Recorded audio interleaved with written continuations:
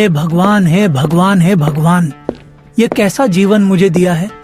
आपने इतनी गरीबी और इतना अकेलापन कि पूरे दिन भर काम करके भी मैं इतना नहीं कमा पाता कि 3 समय का भोजन कर पाऊं। ऊपर से मेरी गरीबी देखकर तो कोई बाप अपनी लड़की मेरे हाथ में ना दे।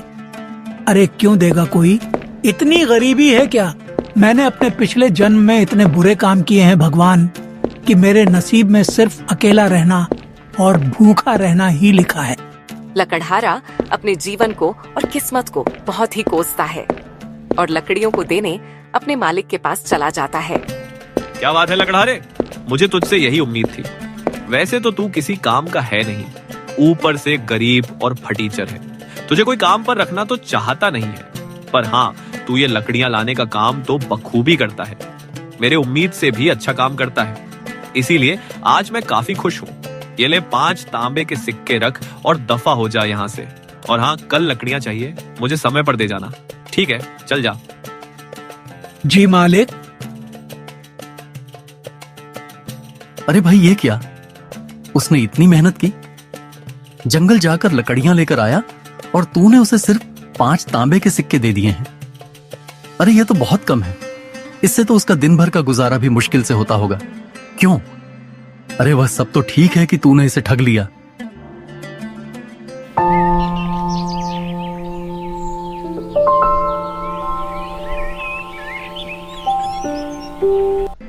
अरे क्या है ना कि वो थोड़ा मूर्ख किस्म का आदमी है। उसे पता ही नहीं है कि किस काम के कितने पैसे मिलते हैं और कितने नहीं। और दुनिया का नियम है भैया, मूर्ख और कमजोरों को तो शुरू से ही दबाया जाता है। और फिर मैं अपना फायदा देखूं कि इन जैसे मूर्खों का है।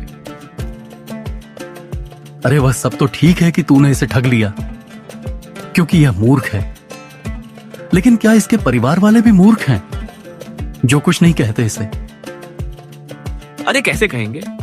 जब कोई परिवार होगा तब तो कहेगा ना।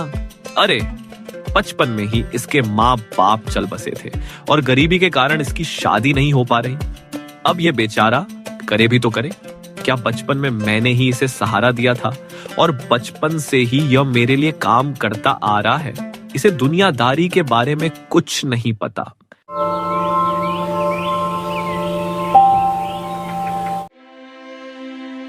तू ना बहुत घटिया इंसान है यार। मतलब इतने साल से ये तेरे लिए इतने कम पैसों में काम कर रहा है। इससे ज्यादा तो भिखारी कमा लेते हैं एक जगह पर बैठे बैठे। लकड़हारा उन 5 तांबे के सिक्कों को देखता है और उसकी आंखों में आंसू आ जाते हैं। 5 तांबे के सिक्के कितने दिनों के बाद? मालिक ने मुझे पूरे 5 तांबे के सिक्के दिए, वरना तो रोज मुझे 3 तांबे के सिक्के से ही काम चलाना पड़ता है। हाँ, ऐसे ही मेहनत करूंगा तो मुझे पूरा विश्वास है कि मालिक एक दिन मेरी तनख्वाह जरूर बढ़ा देंगे। 5 या 6 सिक्के कर देंगे। हाँ, क्या पता 8 सिक्के भी कर दें। अरे नहीं नहीं नहीं, मुझे इतने भी बड़े बड़े सपने नहीं देखने चाहिए। जो मिलता है उसी में खुश रहना चाहिए। कल मैं और अंदर तक जाऊंगा और अच्छी से अच्छी लकड़ियां काट के लाऊंगा। अंदर जानवरों और सांपों का थोड़ा खतरा तो है, पर अगर तरक्की करनी है और ऐसे घटिया जीवन नहीं जीना है तो ये जोखिम तो उठाना ही पड़ेगा।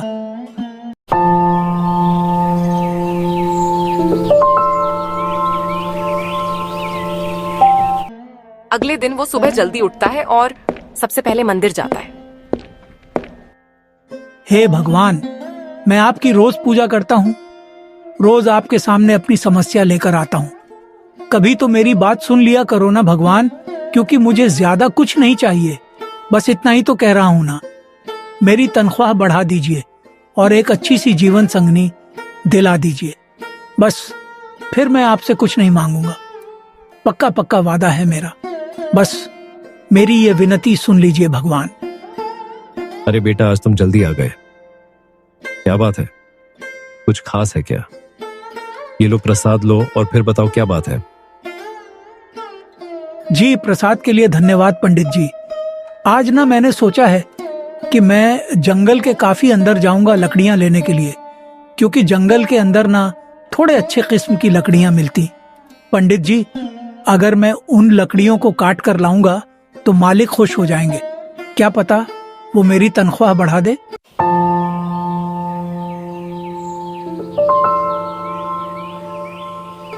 अरे तनख्वाह ना भी बढ़ाएं तो कम से कम इनाम तो दे ही देंगे ना, अच्छी लकड़ियां देखकर। हाँ, पर जंगल के अंदर नहीं बेटा, जंगल के अंदर मत जाओ, वहां खतरा है, जंगली जानवर और जहरीले सांपों से भरा है। वो अगर तुम जिंदा ही नहीं लौटोगे तो फिर पैसों का क्या करोगे? ओहो, परंतु पंडित जी मैं आखिर जिंदा रहकर भी क्या करूंगा?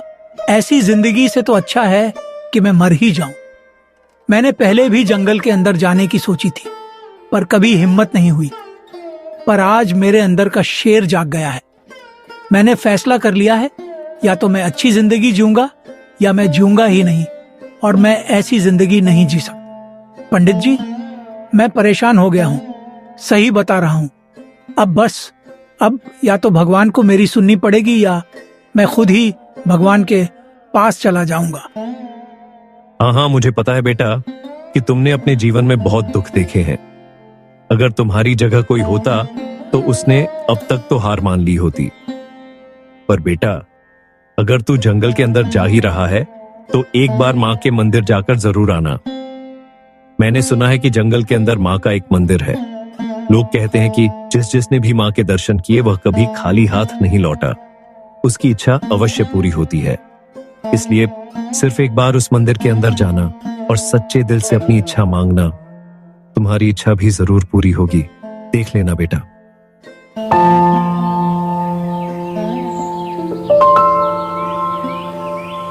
जी पंडित जी, जैसा आप कहें मैं मंदिर के अंदर भी जरूर जाऊंगा। ऐसा कहते ही लकड़हारा जंगल की ओर निकल जाता है। हो, डर तो लग रहा है, पर यही मौका है कुछ कर दिखाने का। बस एक बार अच्छे किस्म की लकड़ी मिल जाए, फिर जल्द से जल्द निकल आऊंगा। हाँ, लकड़हारा को थोड़ा डर लग रहा था, लेकिन बचपन से ही वो जंगलों के अंदर काम करने की वजह से उसका अनुभव काफी बढ़ गया था। इसीलिए जंगल के अंदर जाने में उसे उतनी दिक्कत नहीं हो रही थी। वो इस बात का काफी ध्यान रख रहा था कि कहीं कोई जंगली जानवर ना देख ले। जंगल के अंदर चलते चलते उसे अचानक से ही माँ का मंदिर मिल जाता है, जो पूरी तरह से वीरान पड़ा था।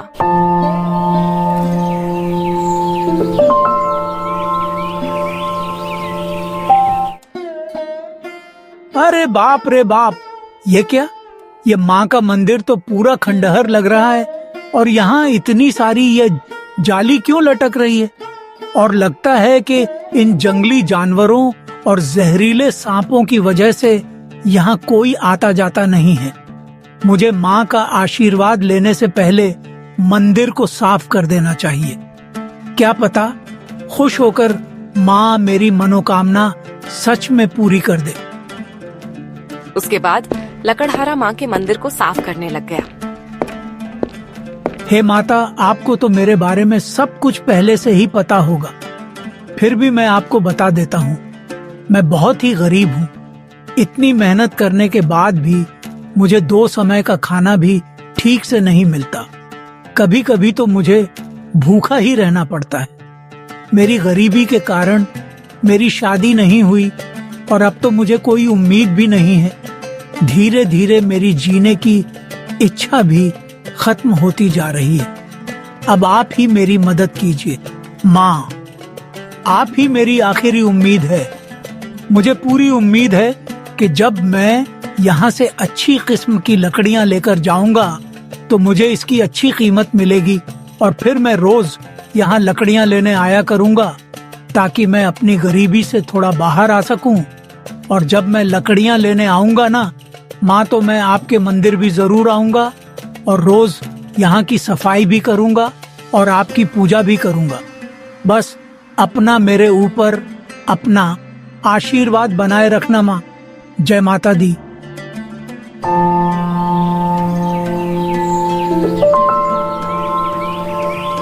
ऐसा कहते ही लकड़हारा मंदिर से निकलने के बाद लकड़ियां काटने लगा, और जब उसका लकड़ी काटने का काम पूरा हुआ तो वह अपने मालिक के पास पहुंचा। हाँ मालिक, मैं जंगल के आज ना बहुत अंदर तक गया और आपके लिए उच्च किस्म की लकड़ियाँ लेकर आया हूँ। तो मालिक, क्या आप इसके लिए मुझे ज्यादा सिक्के दे सकते हैं ना? अरे वाह वाह वाह वाह वाह, तुमने तो भाई कमाल कर दिया लकड़हारे। जंगल के अंदर तो बड़े से बड़ा लकड़हारा भी जाने से डरता है, पर तुमने तो आज मेरा दिल खुश कर दिया। और इसीलिए मैं तुम्हें पूरे 3 नहीं, 4 नहीं, 5 नहीं, बल्कि पूरे 8 तांबे के सिक्के दूंगा। हाँ, 8 तांबे के सिक्के। क्या आप सच कह रहे हैं मालिक? क्या आप सच में मुझे इतने सारे पैसे देंगे? मुझे तो विश्वास नहीं हो रहा। आपका बहुत बहुत धन्यवाद मालिक। मैं आपको रोज जंगल के अंदर से ऐसी और लकड़ियां लाकर दूंगा। आप उसके भी 8 तांबे के सिक्के देंगे ना मालिक? अरे हाँ हाँ, लकड़हारे क्यों नहीं। अरे तू भी क्या याद करेगा कि किस दिलदार मालिक से तेरा पाला पड़ा है। उन दोनों की बात सुनते ही वहाँ खड़े सारे लोग हंसने लगे और मजाक उड़ाने लगे। मालिक, ये सब लोग हंस क्यों रहे हैं? यहाँ कोई हास्यपहस चल रहा है क्या? अरे तुम इन सब बातों पर ध्यान मत दो। देखो लकड़हारे, ये सब थोड़े पागल किस्म के लोग हैं, सबका मजाक उड़ाते रहते हैं। तुम बस अपना काम करो और रोज जंगल से मुझे अच्छे किस्म की लकड़ियां लाकर दे दो। फिर देखना एक दिन तू भी बहुत पैसे कमाने लगोगे।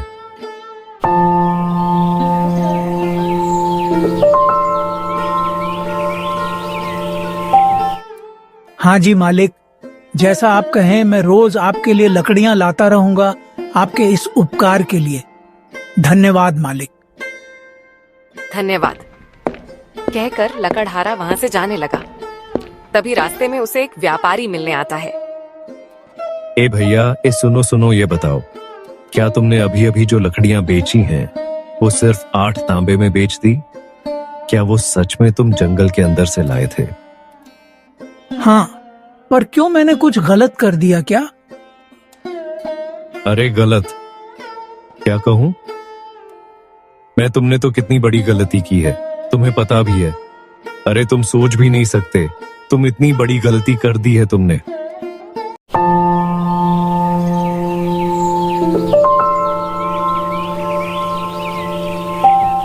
लकड़हारा यह सब सुनकर बेहोश हो गया। व्यापारी उसे अपने घर ले आया। कुछ देर बाद लकड़हारा होश में आता है। ए भाई, सुनो, तुम ठीक तो हो ना? लकड़हारे, अरे भाई, मैं अचानक से बेहोश क्यों हो गए? हाँ हाँ, आपकी बातें सुनकर तो मुझे यकीन नहीं हो रहा कि मालिक ने मेरे साथ ऐसा किया जब मेरे माता पिता मुझे छोड़कर भगवान के पास चले गए। तब मालिक ने ही मुझे सहारा दिया था। अगर वह नहीं होते तो शायद मैं कभी लकड़हारा नहीं बनता और कहीं बैठकर यहाँ वहाँ भीख मांग रहा होता या मर चुका होता। मुझे उन पर खुद से भी ज्यादा भरोसा था। उनके सिवा और मेरा था ही कौन? लेकिन उन्होंने मेरा फायदा उठाया, मेरा भरोसा तोड़ा। मुझे तुम्हारे लिए कहूं तो दिल से बुरा लग रहा है। मैं समझ सकता हूं कि तुमने अपने जीवन में कितनी तकलीफें सही होंगी। अरे पर मुझे समझ में नहीं आ रहा कि आपने मुझे यह सब बताया क्यों? मतलब मेरा मतलब है कि आप भी चाहते तो उनकी तरह मेरा इस्तेमाल कर सकते थे। थोड़े से ज्यादा सिक्के देकर आप काम करवा सकते थे। तो फिर आपने ऐसा क्यों किया? मुझे क्यों बताया?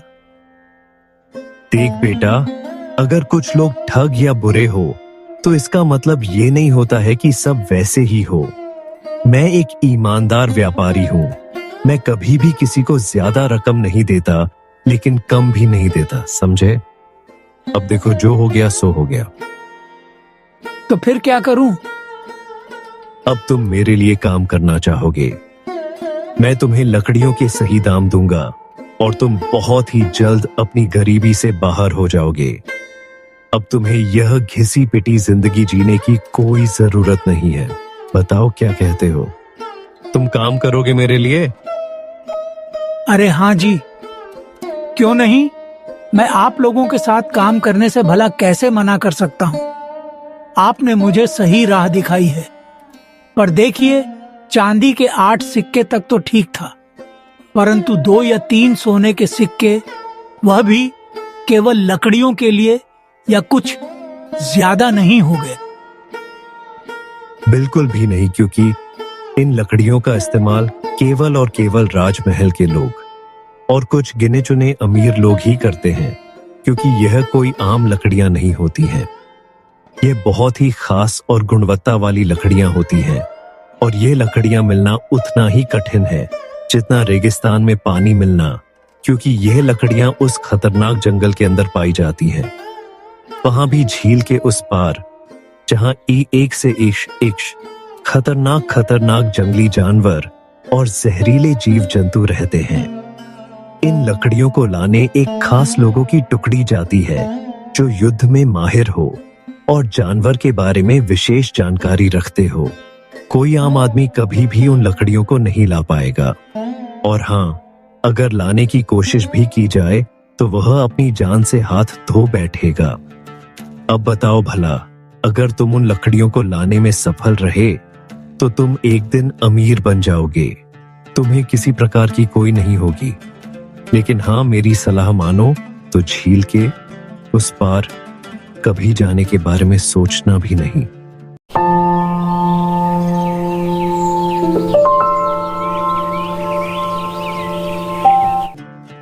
हाँ हाँ, मैं समझ गया व्यापारी जी। आपके लिए कल मैं जंगल के अंदर से 8 चांदी के सिक्के वाली लकड़ियां लाकर दे दूंगा। हाँ हाँ, लेकिन जरा ध्यान से जाना, और हाँ, झील के उस पार जाने की सोचना भी मत, ठीक है? हाँ हाँ जी, मैं समझ गया। आपका बहुत बहुत धन्यवाद व्यापारी जी। वैसे मैं आपको क्या कहकर पुकारूं, मालिक या व्यापारी जी? तुम मुझे व्यापारी जी कहकर पुकारो, क्योंकि तुम मेरे गुलाम नहीं हो। तुम आजाद हो। तुम भी एक व्यापारी हो जो अपना सामान किसी को बेचता है, मेरी तरह समझे? और हाँ, आज तुम मेरे ही घर पर रुक जाओ, कल चले जाना। मेरी पत्नी काफी अच्छा भोजन बनाती है। अरे, एक बार खाकर तो देखो, तुम्हें जरूर पसंद आएगा। हाँ, पर व्यापारी जी, मेरे पास और कुछ नहीं। मैंने कह दिया तो कह दिया। तुम आज यहीं से भोजन करके जाओगे, बस बात खत्म। ठीक है, अब ज्यादा बातें नहीं। अरे भाई, तुम मेरे मेहमान हो, और अपने मेहमान की खातिरदारी के बिना कहीं हम जाने नहीं देते हैं, उसे समझे। काश आप मुझे पहले मिल चुके होते तो कितना अच्छा होता। आप कितने अच्छे हैं। मुझे बहुत खुशी हुई कि आप जैसे सच्चे और अच्छे लोग अब भी मौजूद हैं। मैं बहुत खुश हूं आज। अगर आप सबका हो चुका हो तो खाना खा लीजिए, वरना आप सबकी बातें तो चलती रहेंगी, लेकिन उस चक्कर में खाना ठंडा हो जाएगा।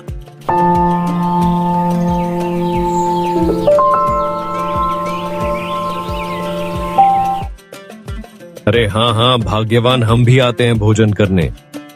अरे तुम खाना तो परोसो। देखना, तुम्हारे खाना परोसने से पहले ही हम आसन में विराजमान हो जाएंगे।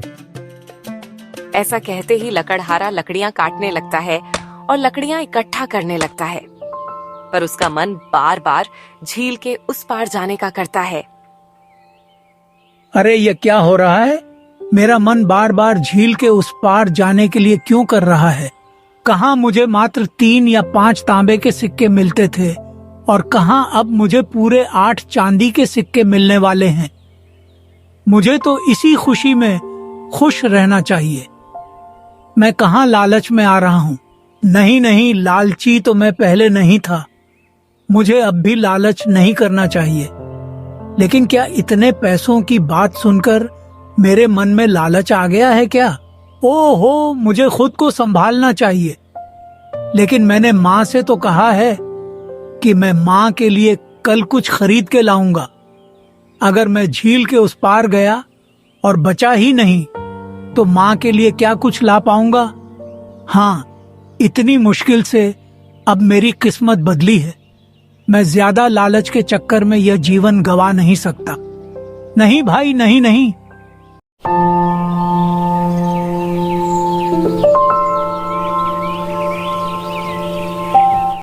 लकड़हारा ने कैसे भी करके अपने मन को शांत किया और लकड़ियां लेकर व्यापारी के पास गया।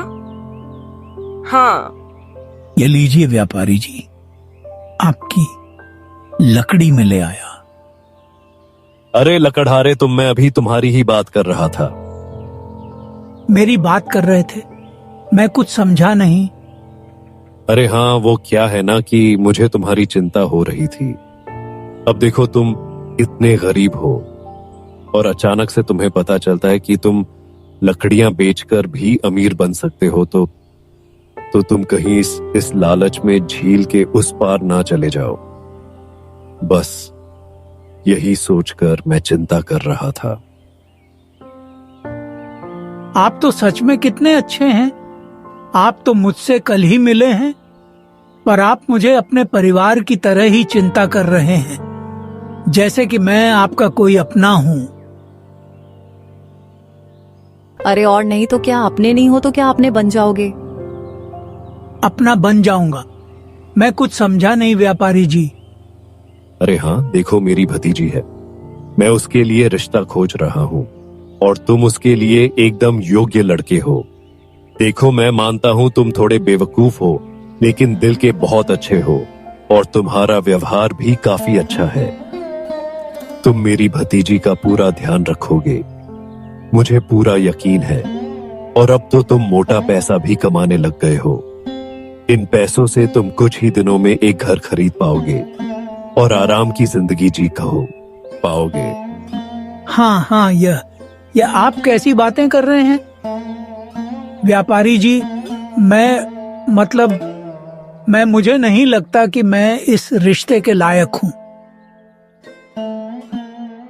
अरे तुम हो, और वैसे भी तुमने भगवान से शिकायत की थी कि तुम्हारी शादी नहीं हो रही, तो अब क्यों मना कर रहे हो? देखो लड़के, तुम्हें आगे चलकर तो किसी न किसी से शादी करनी ही है, तो मेरी भतीजी से कर लो। वो दिखने में भी काफी सुंदर है और खाना बनाने की बात तो पूछो ही मत। ओए होए, इतना स्वादिष्ट बनाती है, इतना कि तुम रोक नहीं पाओगे अपने आप को। हाँ, ये बिल्कुल सही कह रहे हैं मुझे। आप एकदम सही वर लगते हो।